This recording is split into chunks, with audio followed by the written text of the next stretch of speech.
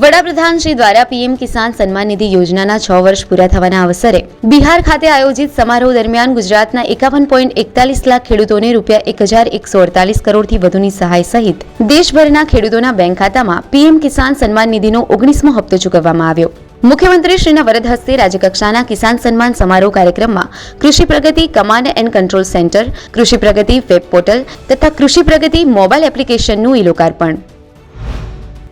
રાષ્ટ્રપતિ શ્રીમતી દ્રૌપદી મુર્મુજીના અધ્યક્ષસ્થાને યોજાયેલ નેશનલ ઇન્સ્ટિટ્યૂટ ઓફ ડિઝાઇનના 44મા પદવીદાન સમારોહમાં વિવિધ ફેકલ્ટીના કુલ 430 વિદ્યાર્થીઓને પદવી એનાયત કરવામાં આવી।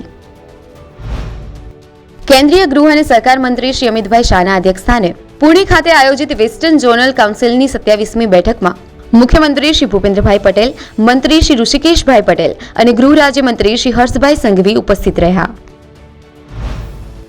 નમો લક્ષ્મી યોજના, સરસ્વતી વિજ્ઞાન સાધના યોજના, જ્ઞાન સાધના મેરિટ સ્કોલરશીપ યોજના તેમજ મુખ્યમંત્રી જ્ઞાન સેતુ મેરિટ સ્કોલરશીપ યોજનાના 13 લાખથી વધુ વિદ્યાર્થીઓના ખાતામાં સિંગલ ક્લિક દ્વારા ₹313 કરોડની સહાયની રકમ ડીબીટી દ્વારા જમા।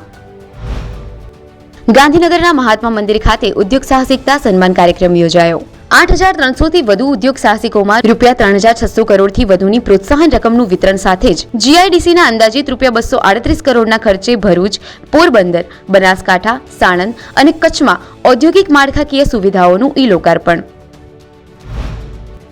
મહાશિવરાત્રી પર્વના ઉપલક્ષમાં સોમનાથ ખાતે કલા અને આરાધનાનો અલૌકિક ઉત્સવ સમૂહ સોમનાથ મહોત્સવ યોજાયો। મુખ્યમંત્રી શ્રી ભૂપેન્દ્રભાઈ પટેલની ગરિમામય ઉપસ્થિતિમાં ગાંધીનગર ખાતે વિશ્વ માતૃભાષા દિવસની ઉજવણી। વિકસિત ભારત, વિકસિત ગુજરાત।